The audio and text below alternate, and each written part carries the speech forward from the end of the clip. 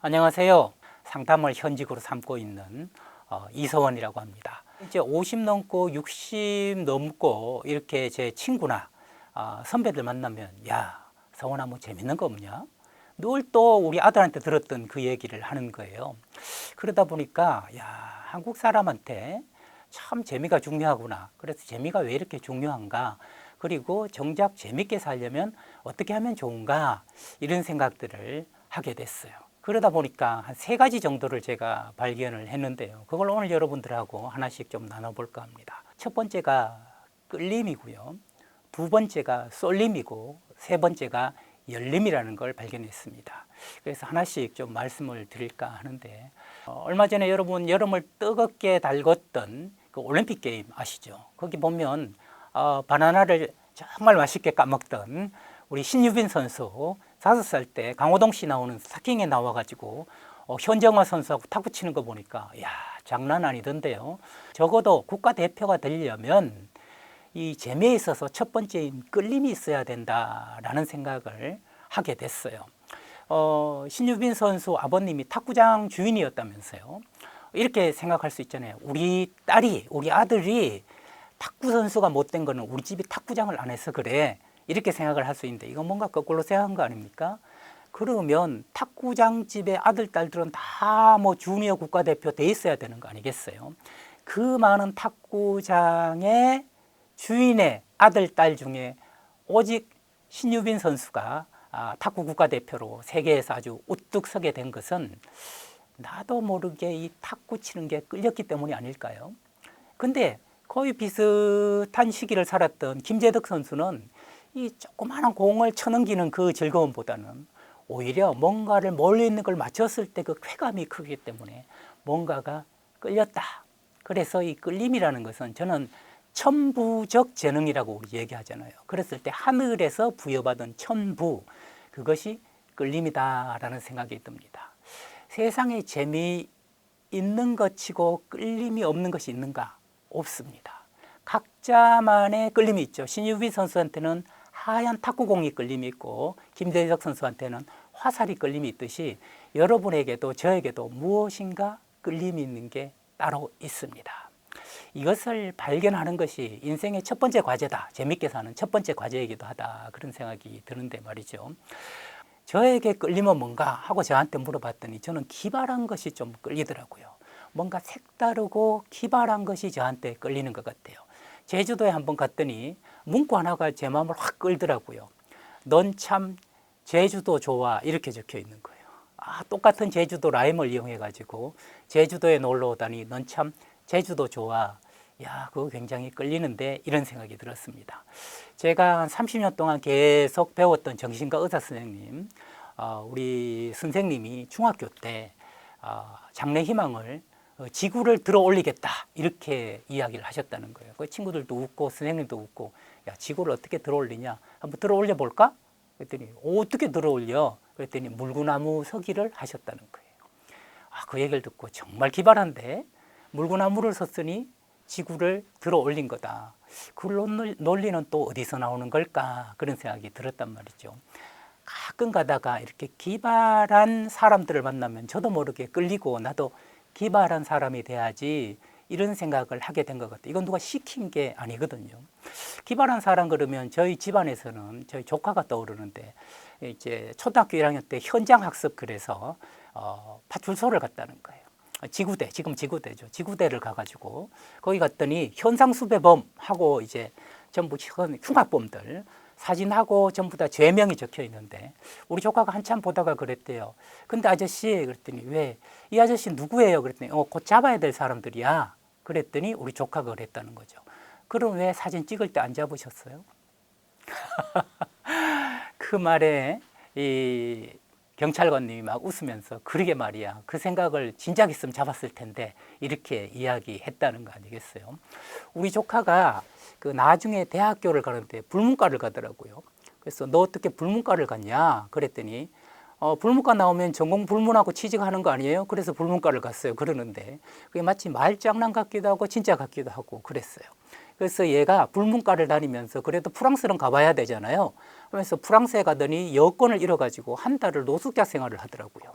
그 노숙자 생활을 하고 저희들한테 얘기해가지고 우리 삼촌이며 뭐 고모들이 다 돈을 보내가지고 걔가 겨우 한 달 노숙자에서 다시 돌아오게 됐어요. 돌아오고 나서 제가 얘가 좀 기발한 아이니까 물어봤죠. 프랑스 갔더니 우리하고 뭐가 다르디? 그랬더니 프랑스 사람 90% 하는 걸 한국 사람은 1%만 하던데요. 그렇게 얘기를 해요. 그건 또 무슨 소리야? 그랬더니 그 사람들 점심을 3시간씩 먹던데요. 3시간씩 먹던데요. 그래? 한국 사람은 3시간 먹는 사람은 사장님 빼고는 없잖아요. 그래서 오, 그렇구나. 그래서 너 어떻게 그걸 보고 어떤 생각이 들어서 나도 점심 3시간 먹는데 취직해야 되겠다. 대한민국에 그런 데가 있냐? 여행사요. 그러더니 정말로 여행사를 취직을 하더라고요. 여행사를 취직하는데 프랑스에서 한 달 동안 있었다고 프랑스 영국 여행사 거기에 취직을 해가지고 자기 경험을 살려가지고 유명한 명소뿐 아니라 자기가 노숙하던데 그쪽도 어떻게 잘 연결해가지고 하는 루트를 개발해서 얘는 프랑스하고 영국 여행을 시작하더라고요. 그러면서 외국인 그 여행사 그 사장이 있는 데서 취직할 때 조건이 적어도 점심시간을 2시간 달라. 그래야 내가 한다. 아주 얘가 떨어질 각오를 하고 그렇게 얘기했는데 다행히 또 허락을 해줘서 얘는 느긋하게 점심 먹고 차 마시고 도로변 걷고 그러면서 얘가 취직해가지고 어디 사는가 봤더니 양재천 있는 데다가 원룸을 얻어가지고 직장까지 2시간 반을 아침 일찍 걸어가더라고요. 그 양재천에 왜 얻었냐 그랬더니 숲이 많잖아요. 그래서 숲속을 걸으면서 가니까 여기는 프랑스인 것 같다. 그런 생각이 들어서 한국에 살면서도 프랑스인처럼 살아가는 아이인데 얘가 가본 나라가 지금 50개 나라가 넘어요. 근데 자기 돈 들여서 간 나라는 한 나라도 없습니다. 그 영국 프랑스 여행사를 나오고 나서는 이번에는 그걸 기반으로 해가지고 북유럽 여행을 하는 여행사에 또 들어가서 그래서 거기서 2, 3년을 있다가 또 나와가지고 동남아 하는 데 갔다가 이집트 하는 데 갔다가 이렇게 계속 옮기면서 세계 일주를 하더라고요. 그걸 보면서 얘 참 재밌는 애다. 재밌는 애다. 그런데 얘가 초등학교 1학년 때 이미 그 싹이 나왔구나. 가서 남들 보지 않는 시선으로 보는 그런 특별한 끌림이 얘한테는 있구나. 그래서 얘는 지금 차도 없고요. 결혼했는데 결혼하고 나서 여행사 직원하고 연애를 해서 결혼을 했는데 세계 일주하는 게 신혼여행이었어요. 그래서 정말 노키드 그리고 노머니 그렇지만 여행사 직원들끼리 세계 일주를 하면서 지금은 50개 나라를 훌쩍 넘겨서 살고 있는 아이를 보면서 우리 조카들이 한 10명 가까이 있지만 얘처럼 사는 애는 얘밖에 없거든요. 다른 조카들도 보면 전부 자기 끌림에 따라서 살고 있더라라는 거죠. 제가 이렇게 독특한 것에 끌리다 보니까 저는 또 조카 말고 제 동생이 끌리는데 동생이 또 시각이 좀 특별해가지고 우리 가족이 한번 일식집에 갔었습니다. 일식집에 가면 그 회를 먹을 때 신선도가 정말 중요한데 그날따라 너무 더웠는지 회가 축축 늘어지는 거예요. 가족들이 한 10여 명 가가지고 전부 다 이 회는 비싼데 다시 뭐라고 클레임 넣을 수는 없는데 동생이 갑자기 아가씨를 부르더니 주방장 좀 오라고 그러는 거예요. 아버님이 말렸죠. 야, 그냥 먹자. 다음에 안 오면 되지. 그랬더니 그래도 아버지 한마디 해야 되겠어요. 주방장이 왔습니다. 무슨 일입니까? 그랬더니 동생이 그러더라고요. 근데 이 회에서 무슨 소리가 나는 것 같다고. 아니 무슨 소리가 납니까? 그랬더니 고향 떠난 지 좀 오래됐다고. 그렇게 이야기를 했더니 주방장이 막 웃으면서 그럼 고향 떠난 지 얼마 안 된 놈으로 바꿔드리겠습니다. 그러면서 바꿔주더라고요. 야, 우리가 다 웃음을 터뜨렸죠. 동생이 전혀 다른 시각으로 생선의 시각으로 바라보는 참 그런 동생을 볼 때 야, 나는 이 애한테 끌린다 이런 생각이 들었고요. 동생이 고시원에 있으면서 저도 이제 몇 달을 같이 있은 적이 있는데 동생이 그 이병헌하고 약간 비슷하게 생겼어요. 여러분 실물을 보면 이게 무슨 이병헌이야 그러겠지만 당시에 젊었을 때는 이병헌하고 매우 닮았습니다. 밥을 먹으러 동생하고 그 식당에 가면 사람들이 물어요. 혹시 저기 실례지만 이병헌 닮았다는 소리 못 들었습니까? 그래서 저런 동생이 뭐라고 할까 가만히 귀를 기울였더니 동생이 그러는 거예요. 그런 소리는 못 들었는데 이병헌이 저 닮았다는 소리는 들었습니다. 이렇게 이야기를 하더라고요. 야, 이 자식 봐라. 굉장히 자신감이 있네. 그런 생각을 했죠. 그렇게 잘생긴 동생이 제가 대학원 다닐 때 대학원에 왔는데 여자 교수님이 난리가 난 거예요. 너 친동생이니? 진짜 잘생겼다. 진짜 잘생겼다. 친형제야? 그러니까 예, 동생이 얘기했어요. 그런데 너는 어떻게 여기까지 얘기가 나왔어. 말 점점점. 그때 동생이 이렇게 얘기하더라고요. 형도 어릴 때는 원래 잘생겼습니다. 근데 그랬더니 근데 심하게 한번 앓은 이후로는 이렇게 됐습니다. 이렇게 이야기를 하더라고요. 그 동생의 재치라는 것은 정말 어떤 상황에서든지 뒤집어서 보고 다른 쪽에서 볼 수 있는 이런 기발한 그런 시선, 그것을 보게 되면 정말 이것은 재밌다라는 생각이 들어서 그래서 저는 기발한 사람들과 기발한 말들을 찾아다니기 시작한 것 같아요. 얼마 전에 강남에서 횟집에 로고를 봤는데요. 간판에 이렇게 쓰여 있는데 뭐라고 적혀 있냐면 손님이 내일 드실 생선은 오늘 바다에 있습니다. 이렇게 적혀 있는 거예요. 야, 이 사람 참 기발한 분이네. 저는 그런 생각이 들었습니다. 야, 우리 회는 싱싱합니다. 뭐 이렇게 얘기하지 않고 손님이 내일 드실 회는 오늘 바다에 있습니다. 라는 문구로 얼마나 싱싱한가를 대표하는 거 아니겠어요. 그래서 저는 대학교에서 지금 상담을 가르치고 있는데 저한테는 제주도의 산부처럼 세 가지가 없습니다. 첫 번째로 시험이 없어요. 두 번째로 발표가 없습니다. 세 번째로 교재가 없어요. 그래서 진도를 나가지 않습니다. 모든 것이 질문과 답변으로만 이루어지고 있어요. 예를 들어서 제가 이제 상담과 복지를 가르치는데 사회복지 실천론을 가르칠 때는 가난이라는 두 글자만 가지고 한 학기를 가르칩니다. 가난하면 뭐 떠오르는 거 없어요? 라고 첫 질문을 하면 제가 신안에서 자랐는데 정말 고생 많이 했습니다. 그러면 오늘 신안으로 교과서로 삼아서 우리 이야기를 한번 해봅시다. 어떤 고생이 제일 컸습니까? 이렇게 이야기를 하나씩 들어가면 눈물 흘리면서 자기 신안에서 고생한 이야기, 그러다가 서울 와서 농협에 아주 이사가 된 이야기까지 파란만장하게 펼쳐져요. 그러면 그 과정에서 가난이란 무엇이고 가난에 대해서 사회는 어떻게 도왔고 동네는 어떻게 도왔고 이 얘기를 하다 보면 교과서 한 학기에 나가야 될 게 두세 시간 만에 다 나가는 기적을 봤습니다.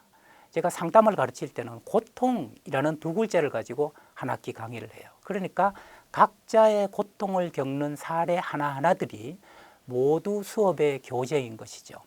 그래서 제 별명이 한동안 교수들 사이에서는 또라이 교수라는 그런 별칭이 있었습니다. 진짜 돌아이를 빠르게 말하면 또라이가 되잖아요. 그러니까 누구의 시선, 누가 이렇게 하는 규정들에 얽매이지 않고 좀 더 기발하게 재미있게 할 수는 없을까 하는 수업을 하고 있는데 제 수업은 몇 초 만에 지금 마감이 됩니다. 그래서 그러면 평가는 어떻게 합니까? 마지막에 제가 딱 한 문제만 내요. 한 문제만 내는데 그 문제가 뭐냐면 네가 문제를 내고 네가 답을 써라. 그리고 5줄만 쓰고 6줄 쓰면 B다. 4줄 써도 B다. 5줄을 써라. 그렇게 하면 학생들이 기발한 문제들을 냅니다. 나는 에스프레소보다 나은가? 혹은 나는 사랑하기에 충분히 약한가? 그리고 완득이에게 배운 상담의 기술. 우리 집은 왜 밥을 같이 먹지 않을까? 뭐 희한한 문제를 내고 답을 써요. 그래서 제가 최근에 쓴 50나는 재밌게 살기로 했다라는 책에서 이 답을 그대로 인용해서 책에 실은 내용이 있죠. 30년 동안 우리 집은 밥을 같이 먹은 적이 별로 없다. 거의 없다. 어쩌다 밥을 같이 먹으면 어머니가 말한다. 이렇게 함께 모여서 밥을 먹으니 얼마나 좋아. 그럼 동생이 말한다. 가족이 꼭 밥을 같이 먹어야 돼. 엄마는 왜 그런 소리를 해? 그럼 내가 말한다. 우리는 밥을 같이 먹지 않아도 잘 지내잖아. 아빠는 침묵한다. 이렇게 5줄을 딱 쓴 거예요. 만약에 이것을 주어지고 규정에 있는 문제를 그대로 냈더라면 천편일률적인 답을 그대로 똑같이 읽으면서 키워드가 있으면 10점, 키워드가 없으면 8점, 키워드가 아예 없으면 5점 이렇게 지루하게 채점을 해야 될 텐데 모든 문제가 다르고 모든 답이 다르기 때문에 그리고 매 수업 시간이 다르고 과목명은 같지만 매 학기마다 그 컨텐츠가 다르다 보니까 이 기발한 것들이 수업 시간에 늘어난다. 결국 학생들의 문제가 아니라 재미없는 수업은 학생들의 문제가 아니라 과연 그 컨텐츠를 어떻게 구성하는가, 진부하게 구성하는가, 흥미롭게 기발하게 구성하는가에 따라서 달라진다 하는 생각을 합니다. 그래서 저의 경험을 보면 끌림이라는 것은 각자만의 독특한 것인데요. 근데 이 끌림에서 저는 이것을 발견합니다. 끌림은 노력할 필요가 없다. 이것은 천부이고 그냥 생기는 것이다. 그렇기 때문에 재미에 있어서 첫 관문이 끌림이라는 것은 끌림만 있으면 재밌게 산다. 전혀 아니다. 우리가 메인 요리로 이태리 음식점 가면 에피타이저가 나오고 메인 디쉬가 나오고 그 뒤에 디저트가 나오잖아요. 이 끌림이라는 것은 에피타이저에 불과한 것이다. 그러나 에피타이저가 있어야 메인이 맛있게 되는 것이다. 이런 생각이 들어요. 그런데 우리 많은 사람들이 이 끌림을 잊고 삽니다. 끌림을 잊고 살고 끌림을 무시하고 살아요. 그 이유가 뭘까요? 저는 그 이유가 하나밖에 없다고 생각하는데 바로 걸림입니다. 걸림. 끌리지 못하게 걸어요. 무엇으로? 남들 다 이렇게 산다는 그 기준으로 걸어버리는 거죠. 특히 그 직업을 전문으로 하고 있는 전문 직업을 우리는 부모라는 두 글자에서 많이 찾습니다. 그 다음 교사, 학교, 회사, 세상이 걸림으로 자꾸 겁니다. 끌림, 쓸데없는 생각하지 말고 쓸데없는 짓 하지 말고 시키는 거나 해 라는 것이 끌림을 걸림으로 만들어 버리기 때문에 우리가 에피타이저부터 재미없게 살 수밖에 없다. 그런 생각을 저는 하고 있습니다. 그래서 재미있게 살고자 한다. 그러면 부모라면, 교사라면, 형이라면, 누나라면, 언니라면, 이모라면 우리 조카, 딸, 아들, 제자에게 끌림을 발견할 수 있는 기회를 주는 것이 좋다. 좋다. 시간 가는 줄 모르고 무엇인가를 하고 있다. 그것은 끌림이다. 이것이 재미있게 살도록 보장해주는 첫 번째 보험이다. 저는 그런 생각을 하고 있습니다. 여러분은 끌림이 무엇입니까? 어떤 것이 시간 가는 줄 모르고 막 하게 됩니까? 그것은 끌림에는 맞고 틀리고가 없다는 것이 굉장히 중요합니다. 그래서 끌림을 찾는 삶, 그것은 재미있게 사는 첫 관문이다. 우리 알리바바와 40인의 도적에서 열려라 참깨, 바로 그 주문에 해당하는 것이 끌림이다. 저는 이렇게 말씀을 드리면서 재미에 있어서 첫 번째 림, 끌림 여러분과 나누고 싶습니다. 자, 이제 끌림에 이어서 두 번째로 우리가 보는 것은 쏠림이라는 겁니다. 쏠림. 끌림은 생기는 것이라 노력할 필요가 없습니다. 그냥 발견하면 되는 것이에요. 근데 여러분 천재가 뭐라고 생각하세요? 저는 천재는 잘하는 것을 미친 듯이 하는 사람이 천재라고 생각이 들어요.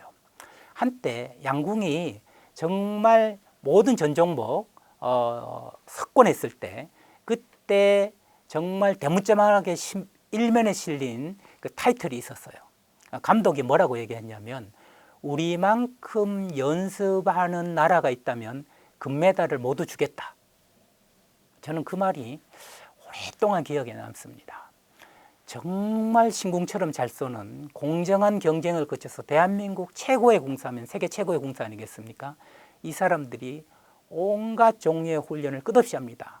AIA가 계속 10점 만점을 쏠 때 AI와 경쟁을 시키고 비바람이 부는 데서 쏘게 하고 그래서 끝없이 연습을 해서 연습량에 있어서 세계 금메달. 그러니까 가장 잘 쏘는 팀이 좀 게을리해도 될 텐데 미친 듯이 연습해서 바로 금메달에 미치는 거 아니겠어요?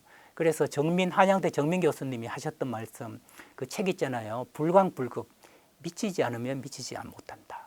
우리가 무엇인가 미쳐야만 미치게 된다 하는 거죠. 저는 저희 아들이 이제 올해 이제 대학 입시를 눈앞에 두고 있는 고등학교 3학년입니다. 3학년인데 우리 아이를 어릴 때부터 이렇게 끌림을 한번 관찰해 봤더니 얘가 어릴 때부터 손으로 뭐 착각 이 사진 찍는 그런 흉내를 곧잘 내요. 그러면서 아빠가 찍으면 나도 하고 휴대폰을 찍곤 해요. 얘가 이제 고등학교 들어갈 때쯤 돼가지고 봤더니 이게 앨범에 저보다 찍은 게 훨씬 많은 거예요. 별의별 걸 다 찍었어요. 그래서 혹시 이게 끌림이 아닐까 생각해서 제가 승준아 너 사진 찍는 거 좋아? 이러면 너무 좋아. 끌림일 수도 있다. 그러면 우리 아빠가 카메라 하나 사줄까? 이랬더니 진짜? 너무 좋아하는 거예요. 생일 선물로? 아니 지금 사줄게. 그래서 여보 우리 얘 카메라 하나 사주십시다 그랬더니 고등학생한테 무슨 카메라를 사줘요. 그런데 얘 너무 좋아한대잖아. 그래서 백화점에 들어가서 물경 200~300만 원 하는 좋은 소형 카메라를 하나 사줬어요. 그랬더니 얘가 폰연일체 시대잖아요. 폰이 몸에서 안 떨어지는데 얘는 그 카연일체, 카메라가 몸에서 떨어지지 않아요. 계속 고등학교 1학년 다니면서 찍는데 그 사진이 몇천 장이 되더라고요. 그래서 제가 이렇게 얘기했죠. 성준아, 너 카메라 사진 너 혼자 보기만 아까우니까 이걸로 사진 전시회를 하면 어떨까 이랬더니 고등학생인데 중학생 때도 하면 되지 해서 갤러리를 하나 빌려가지고 2박 3일 동안 얘 작품 60점을 액자로 다 만들어가지고 갤러리에서 전시회를 한번 했어요. 그랬더니 놀랍게 58개가 완판이 됐어요. 한 2작품 빼고는 다 팔렸습니다. 그래서 얘도 놀라고 우리도 놀랐죠. 사진이 참 좋다. 그래서 이 아이가 그것을 전액 굿네이버스에 기부를 하고 너 참 잘했다 라고 했는데 아빠 나 내년에도 전시 한번 하고 싶어. 그래. 그럼 너 이렇게 다 팔렸으니까 특별히 사람들이 빨간 거 많이 붙인 거 사면 빨간 거 밑에 붙이잖아요. 그걸 가지고 청소년 사진전에 한번 내볼까 이랬더니 진짜? 그래서 청소년 사진전에 냈는데 은상, 동상, 특별상, 입선 이런 상들을 받으니까 애가 너무너무 흥분하고 고무된 거예요. 그래서 이 아이는 그때부터 쏠림 현상이 나타났어요. 쏠림을 지금은 작곡하셨지만 가수 현철 씨의 노래 앉으나 서나 카메라 생각 앉으나 서나 카메라 생각 아까 끌림을 노래로 하자면 돌아가셨지만 신중현 선생님의 한 번 보고 두 번 보고 자꾸만 보고 싶네 나도 모르게 끌리는 것이라면 앉으나 서나 카메라 생각 앉으나 서나 탁구 생각 앉으나 서나 양궁 생각 그렇게 해서 여기에 쏠려야만 된다. 그래서 이 아이가 더 많은 사진을 찍게 됐고 고등학교 2학년 때 사진전을 또 열어줬습니다. 그랬더니 이번에는 아빠 공존이라는 주제로 전을 열고 싶어. 옛날에는 그냥 자유주제였는데 그러면서 도시의 빛과 그림자를 담아가지고 얘가 빈곤과 풍요로움을 주제로 해서 사진전을 열었는데 꽤 괜찮아 보이더라고요. 그래서 이걸로 또 작품전에 냈더니 또 상을 한두 개를 탔어요. 그래서 고등학교 3학년이 되고 나서는 이제 사진전 열기에는 시기가 적절하지 않잖아요. 해서 지금까지 낸 사진들을 모아서 아마존에 영어로 된 사진 포토 에세이를 내자. 그랬더니 아빠 그거 좋아. 얘가 또 한 6개월 동안 쏠려가지고 영어로 쓰고 해설을 쓰고 그걸 수정하고 다듬고 해서 얼마 전에 아마존에 공존이라는 제목으로 얘가 사진책을 최초로 고등학교 3학년 때 냈습니다. 그걸 보면서 저는 이 아이의 눈빛에서 사라지지 않는 재미를 봤어요. 정말 재밌어 하는구나. 정말 눈빛이 살아 움직이는구나 하는 걸 느꼈는데 이 아이는 이렇게 얘기하더라고요. 아빠, 이게 힘들지만 너무 재밌어. 힘들지만 너무 재밌어. 세상은 두 종류가 있는 것 같아요. 재미없어서 힘든 게 있고 힘들지만 재밌는 게 있고. 그래서 아들을 보면서 저는 느꼈습니다. 메인 디시는 쏠림이구나. 쏠림을 통해서 우리가 재미있는 세계로 본격적으로 들어오게 되는구나. 세상에 공짜가 없다지만 정말 재미도 우러나오는 재미를 느끼려면 반드시 쏠림이 필요하다 하는 생각을 저는 우리 아들을 통해서 하게 됐고 저를 통해서 또 많은 장인들, 생활의 달인들을 보면서 이 사람들이야말로 어딘가에 쏠려 있는 사람이다. 이것이 메인 디시에 해당하는 것이다. 저도 책을 쓸 때 어떤 편집 부장님한테 이런 얘기를 들었어요. 베스트셀러 작가의 공통점이 뭔지 아세요? 뭡니까? 글을 잘 쓰는 거요? 아니요.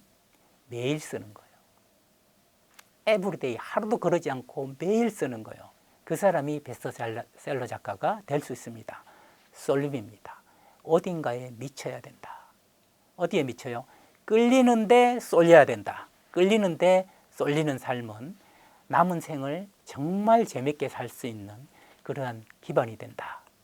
김재덕 선수 노년도 화살 관련한 양궁 관련한 일로 재밌게 살걸요. 신유빈 선수 탁구 관련한 일로 재밌게 살고 저희 아들 카메라 관련된 일로 재밌게 살 거고 저도 기발한 강의하고 상담하는 걸로 재밌게 살 거라고 저는 믿습니다. 네, 재미의 3요소에 대해서 에피타이저, 메인 디시, 디저트, 에피타이저로 끌림에 대해서 말씀을 제가 드렸고, 메인 디시로 쏠림에 대해서 말씀을 드렸고, 이제 남은 하나가 바로 열림에 대해서 말씀을 드릴까 합니다. 끌림에 대해서 한번 생각을 해본다면 이것은 생기는 것이에요. 그 다음에 쏠림에 대한 것은 만드는 것입니다. 만드는 것입니다. 그러면 열림이라는 건 뭐냐? 이것은 즐기는 것이다.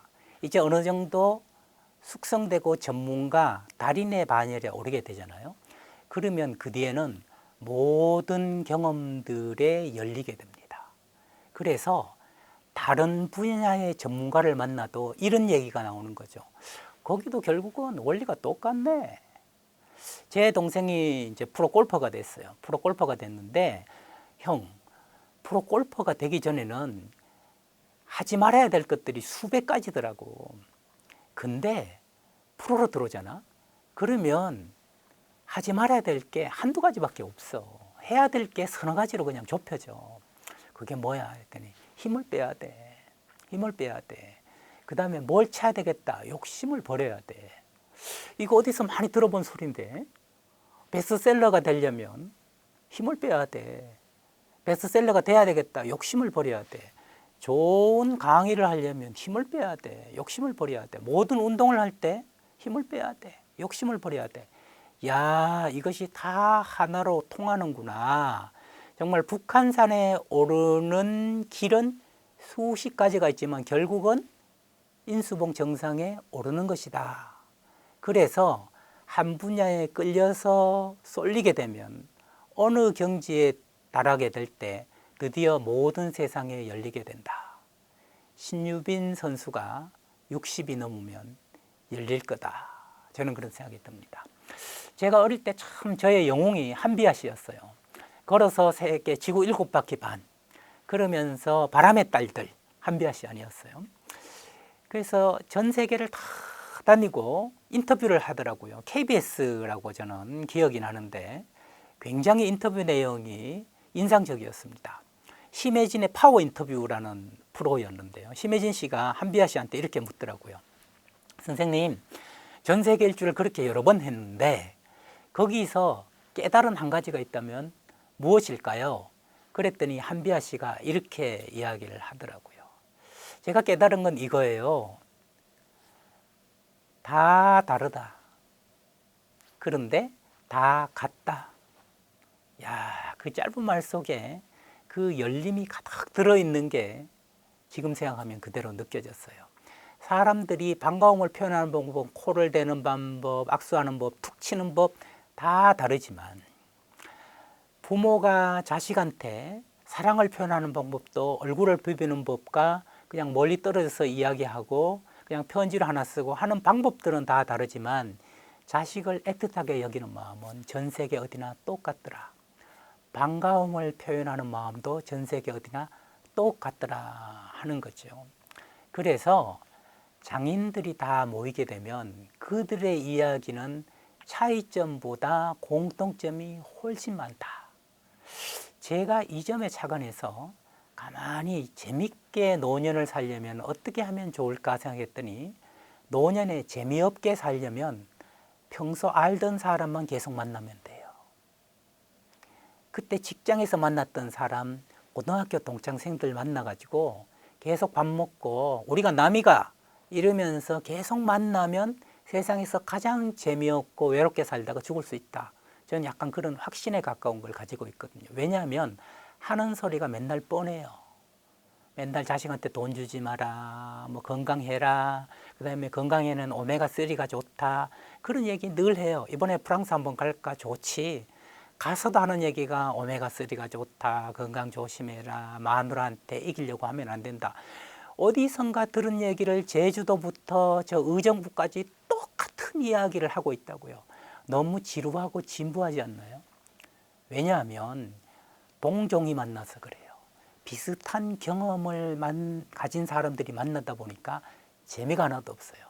왜 동창 모임 안 나가? 가서 하는 소리 뻔한데 뭐 하러 나가? 먹는 것도 부대찌개 또 먹을 거야. 전번에 또 칼국수 먹었으니까.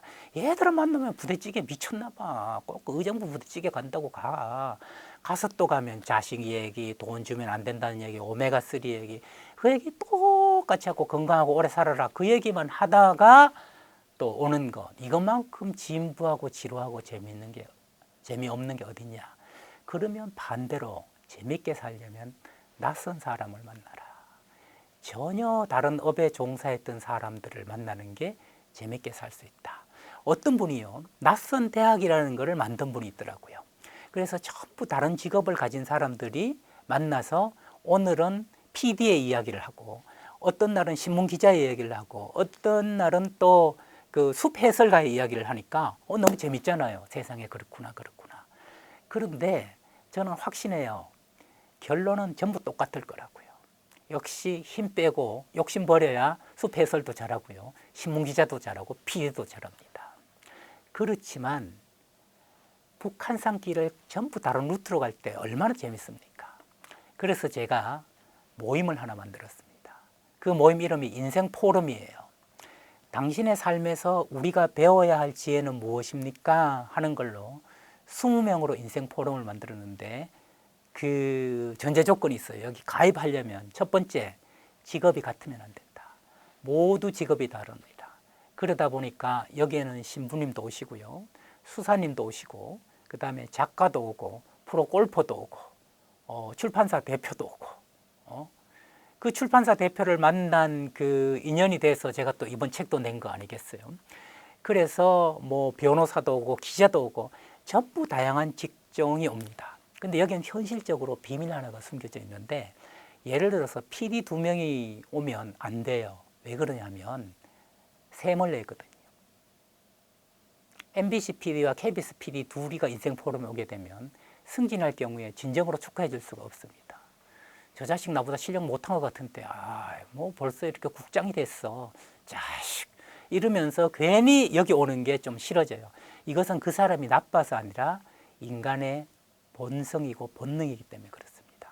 그래서 서로 질투할 필요가 없는 것, 부러워할 필요가 없는 것은 전부 다른 직종의 사람들을 썩는 것이다.